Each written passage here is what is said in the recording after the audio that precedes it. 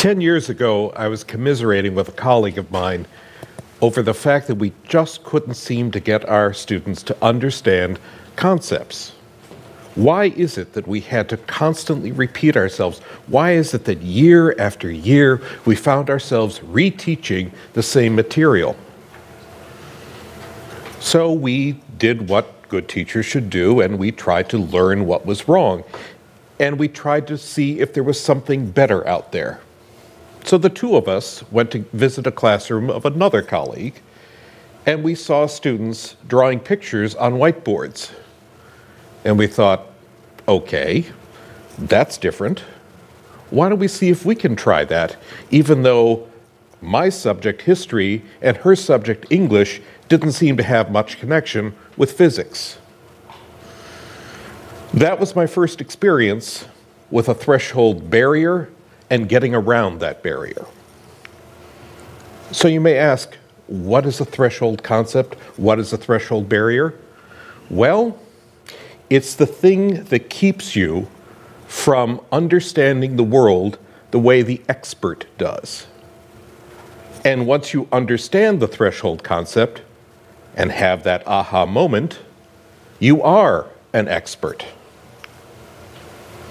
Now, many of you probably remember this situation, either from being in the driver's seat or the passenger seat. Learning to drive. Learning to drive is analogous with any other kind of barrier. It looks like an impossible task at first. How am I possibly going to do 16 things at once? How am I going to steer, watch the road, remember the rules of the road, watch traffic, check my mirrors, check my map, check the radio, all those things at once, and woe be upon you if you're driving a manual transmission. Because now you have to do the left foot ballet with the clutch and the accelerator and the brake. Well, at this point, really the machine is in control of you. And what happens is our students lock down because they become very tactical in their approach. They can only see a short distance ahead. They can't see anything around them. They just want to get through to the next assignment. An expert doesn't have that problem. The expert has intuitive control over that same machine. They understand what they're doing to the point where they don't have to think about it. Instead, they can think strategically. They can look far ahead. They can see the whole sweep of context. They can understand the data because they can put it through a framework that they fully understand. What does the neophyte see? The neophyte sees a blur. They see only the micro level, the leaves, the veins on the leaf, in fact. Maybe they can discern the colors, but beyond that, nothing. The expert, on the other hand, has full control, has an internal model, an internal framework, and can see the big picture. They get it. They're able to decode. They can fill out the puzzle. They know the language. It comes intuitively. It comes naturally to them. This is what the beginner sees. Nothing. Just a blur. Just some dots. Then comes the aha moment. They recognize it. They see it. It's a Dalmatian, of course. How could I possibly have missed it? And then comes the moment later, where there's this paradox in which you know what you're looking for, but forget the time when you didn't know what was there. You can't go back. You can't retrieve the naive state. And that means teachers can't truly empathize with their students. We can't put ourselves back there. Why don't they see the Dalmatian? It's so obvious. Because they can't see it. And as teachers, we want to do what's right by our students. We want to make it easy for them. We want to help them. And I would like to think that we do. One of the things we try to do is give them the benefit of our own past, our own student life, as in research. When we were doing research, we would go to the card catalog. We would find the book that seemed approximately what we wanted. Then we would go into the library book stacks, search through the bookshelves, and find our book. But more importantly, we would find the book 20 rows away that was really very interesting, and much more interesting than the one we had thought we wanted. Well, today, it doesn't quite work that way. Today, students find efficiently and precisely the answer they're asked to find. Find this book. All right, simple search term, you find the book. You've got the answer. Unfortunately, what you've lost is the essence of discovery. You've lost the browse. Instead of using the table of contents and kind of getting what you want, you've got the index and you find exactly what you want, and that means you're not going to ask any further questions. You get precision. You know exactly what is there. In this case, the Dow Jones Industrial Average over the 20th century. And it's perfectly clear, except it doesn't tell you anything. It's precise, it's just not particularly accurate. That's what's happening in the market, and the expert knows to add that log to the axis so that they see the real fluctuations in the 1920s and 30s instead of that smooth bottom curve.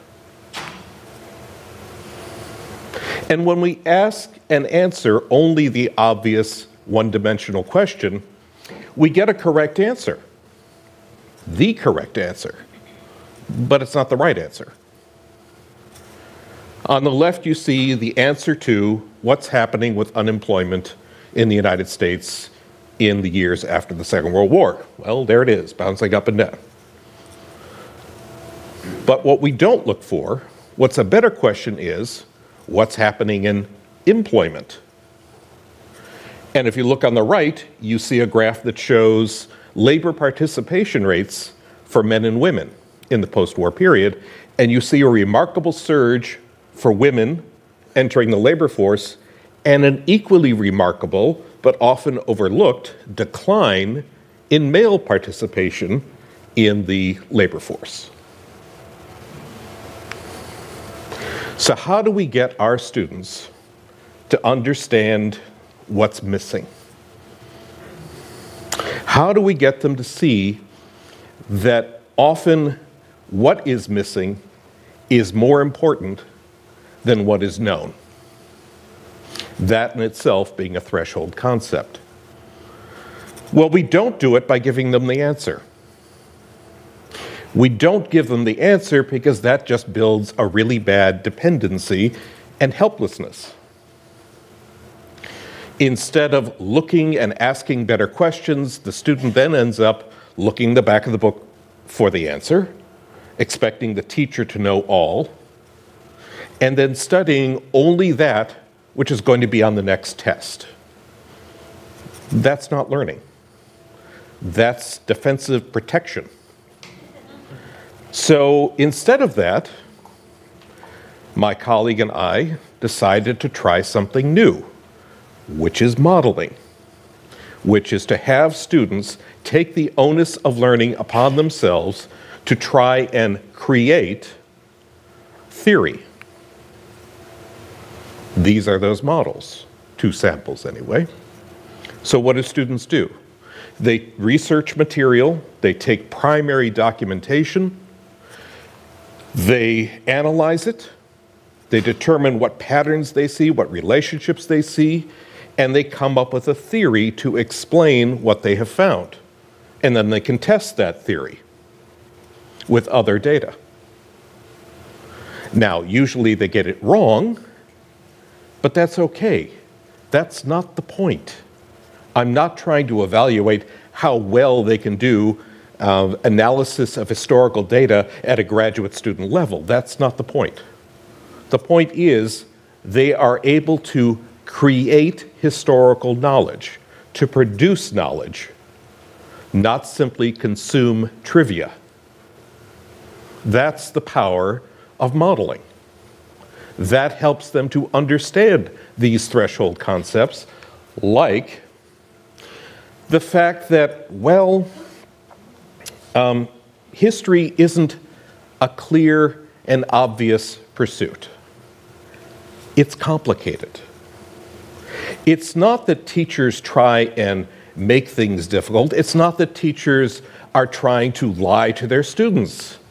That's not it. The problem is the facts change and the interpretations change. Well, how can historical facts change? George Washington was the first president. He's still the first president. That's not the kind of fact I'm talking about. What I'm talking about is the ability to acquire new material.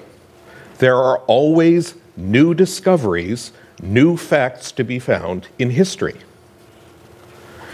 And what's more, there's always a new interpretation, because different people looking through different lenses see different aspects in those facts, and they construct a different story. Here's one of those stories. The Emancipation Proclamation. I'm sure you've all heard that this is what ended slavery. No, it didn't. It didn't free really any slaves. That's not why it's important. It's important because it was a pragmatic, intelligent move on the part of Abraham Lincoln to create the foundation for what would be the 13th Amendment and the emancipation of all slaves. It didn't do it, but it couldn't have been done without the Emancipation Proclamation. And there are always multiple truths in history. Another threshold concept that students don't immediately understand. There isn't a truth. There are truths. It depends on who you're asking, when you're asking, and where you're asking the question. So here are two pieces from the same battle, the Battle of San Juan Hill in Cuba during the Spanish-American War. On the left, you probably recognize under the flag, standing at the top of the pyramid, Theodore Roosevelt, charging up San Juan Hill, which he did. And it was heroic, and it was brave, but they weren't the only people there. There were also 2 regiments of Buffalo soldiers, African-American soldiers, at the top of San Juan Hill, and it was the combination of those African-American soldiers and Theodore Roosevelt that created the victory. We tend to like our history straightforward, black and white, very clear-cut, with obvious heroes and villains. It isn't always that way. Sometimes the complexity can be, well, a choice of sort of a patriotic choice. For example, in World War II, we assume, as Americans, that the 2 atomic bombs on Hiroshima and Nagasaki were the cause for the end of the war. It makes perfect sense. They were devastating, horrific weapons. But they're not the only thing that ended the war. On August 8th, 2 days after Hiroshima and 1 day before Nagasaki, the Soviet Union attacked Japan and entered the war. It was the entry of millions, their potential entry of millions of Soviet soldiers on top of the atomic bombs that forced the surrender. Sometimes teachers and experts do, unfortunately, overcomplicate things. We understand the language. We get it. We speak in that language, which illuminates nothing and obscures everything. Sort of like this unintentional parody of a periodic table of the elements. Any chemistry student knows what this is. Except that isn't what this is. This isn't the periodic table of the elements. It's the periodic table of the alchemical runes. It has a familiar format and incomprehensible symbols.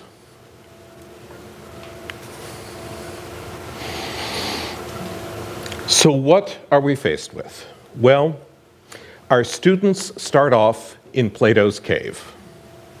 They face the wall, and a short distance in front of them are shadows going across that wall, and that's what they see. We can help them. We can take them out of the cave. We can help them get beyond the threshold, over the threshold, through the threshold, and into a sense of clarity. We can help them change their way of thinking and understand that it is curiosity and the ability to find better questions that will get them to their destination, to their goal of learning. How do we do this? We take a risk. We try something novel. We drive on the right. Or we really challenge ourselves and pass that barrier by making sure that we challenge the very limits of what we think is our understanding. We become skeptical. We become open. We become questioning. And this is ultimately what we have to do. Ultimately, we have to get away from the obvious solutions and move toward the confusion. To understand ultimately that questions are more important than answers. Answers are easy. You can look them up. Questions are really hard to come by. And once you've done that, you've gone through the threshold, and you now have clarity and understanding that is deep, transformative, permanent, and transferable. More to the point, you've just seen me do as I've suggested. For days now, I've been memorizing this speech, except what you heard was not the speech I memorized. Because I can't. Unlike the students, for some reason, by my age, it was impossible to memorize this material. And I wrote some really brilliant phrases, none of which I remember. They're all on my written copy, and some of them are on my notes. And this morning, my students challenged me to do this without the notes. And I took up the challenge, and so I have ventured through another threshold.